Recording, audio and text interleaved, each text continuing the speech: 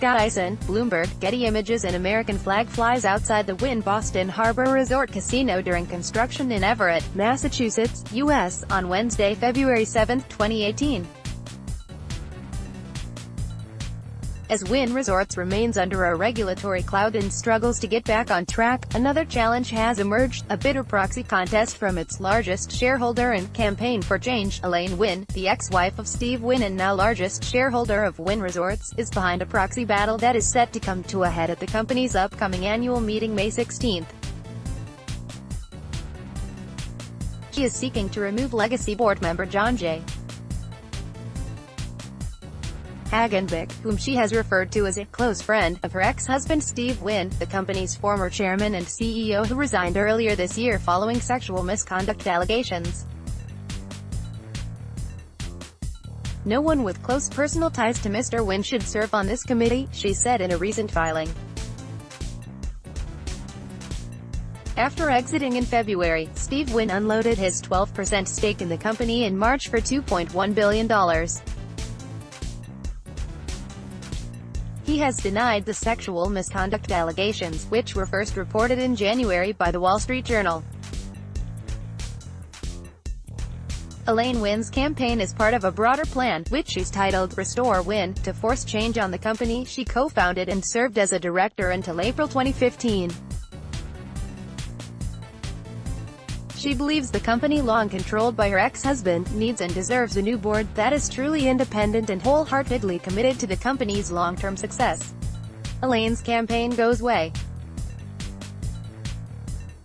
back, and the sexual harassment allegation probably gives her another platform to maybe get some of her previous grievances out, said Tuna Amobi, an analyst at CFRA Research. Still, Elaine Wynn has insisted she's not seeking a seat on the board for herself or anyone that will represent her. Elaine Wynn, ex-wife of casino mogul Steve Wynn. Also, she's asked that shareholders vote against approving the company's executive compensation plan, the so-called say-on-pay. 3 independent proxy advisory firms, Institutional Shareholder Services, Egan-Jones Proxy Services, and Glass Lewis, have come out in support of her position on rejecting the say-on-pay proposal and to withhold votes from Hagenbeck. Hagenbeck, a 6-year board member, is chairman of M.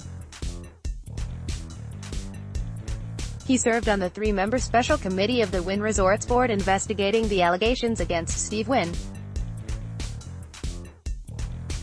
Hagenbeck didn't respond to requests for comment for this story. Wynn Resorts defends Hagenbeck, stating in recent documents in connection with the proxy contest that Jay has the experience to effectively identify and manage Wynn's risk exposures and attendant vulnerabilities. In a letter to shareholders Thursday, Wynn Resorts board said Elaine Wynn's campaign has been entirely disingenuous and is only serving to undercut the stability and progress we are making to transform Wynn Resorts. Also, it said, her goal to restore Wynn reflects an insensitivity to the needs of the company at this important juncture, added Wynn Resorts' letter. Both ISS and Glass Lewis have focused on the point that Elaine Wynn was a member of the board from 2002 to 2015, and that she herself bears some responsibility for some of the past vestiges for which she now criticizes the board. Elaine Wynn, who holds a more than 9.2% stake in Wynn Resorts, sees the vote to oust Hagenbeck from the board as a referendum on the company's other legacy directors who oversaw the investigation into her ex-husband as well as the company's response to the allegations. She reportedly learned about an alleged sexual misconduct incident involving her ex-husband in 2009 and reportedly told the company's general counsel. Though the board acted swiftly when faced with a crisis, the legacy directors apparently failed to change the batteries of the smoke detectors well before the fire broke out, said ISS, the proxy advisory firm, in its recommendation and analysis released last week. ISS also is critical of the legacy directors for their handling of the allegations and the length of time it took to get diversity on the Wynn Resorts board. In April, the company named 3 women as new independent board members and expanded its board. when the legacy directors decided to remove Elaine Wynn from the board in 2015, thus eliminating all gender diversity from the board. It took them nearly twice as long to appoint a single woman director, Patricia Mulroy, as it took the board to appoint Betsy Atkins, Dee Dee Myers, and Wendy Webb last month, ISS said in its analysis. CFRA's Amobi calls the addition of the 3 female directors a significant step to kind of ease some of those concerns in terms of the overall corporate governance situation. Shares of Wynn Resorts were down nearly 3% on Friday, but the stock remains up 16% so far this year, easily outperforming the S&P. Morningstar analyst Dan Waslick said the campaign by Elaine Wynn can be viewed as a distraction, and there are others, too. Obviously, the company has had to deal with a lot, dealing with gaming regulators, updating its board of directors and continuing to review that process, said Waslick. But the company seems to be executing within that environment. The proxy fight by Elaine Wynn comes as there's still uncertainty about Wynn Resorts' existing gaming licenses and its $2.5 billion casino resort project in Massachusetts. On Monday, the Massachusetts Gaming Commission agreed to take Steve Wynn's name off the gaming license for Wynn Resorts' planned casino in Boston, but it may not be enough to close the investigation. Wynn Resorts' new CEO, Matt Maddox, last month sought to distance the company from Steve Wynn by telling the commission that management had taken several steps, including corporate culture and dropping the Wynn name from the planned Wynn Boston Harbor project, which is scheduled to open in June 2019. It seems it's not just about Steve Wynn, but it's also about what was or what wasn't presented to the gaming regulators at the time they were issuing the licenses, said Morningstar's Waslick.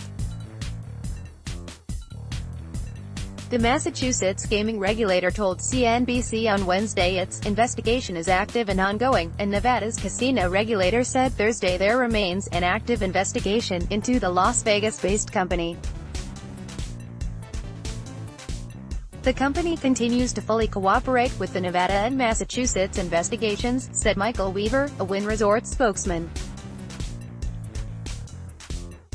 One risk is regulators could force more changes on the board and the leadership team who are on the gaming application. Ultimately, some analysts believe Wynn Resorts will be forced to sell or break up the company. Jefferies analyst David Katz said the company today lacks its chief visionary and its chief diplomat, Steve Wynn, and over time won't be able to grow in the same ways and therefore capture the same multiple that it has historically. And therefore, they're going to conclude that the better option is to sell the company, either in whole or in parts, eventually. The company's Macau business is seen as especially attractive perhaps, but Wynn Macau's license is set to expire in 2022. There have also been reports the company's Boston Harbor property under construction may be sold. But CEO Maddox insisted in April in an appearance on CNBC's Squawk Box that Boston is not up for sale.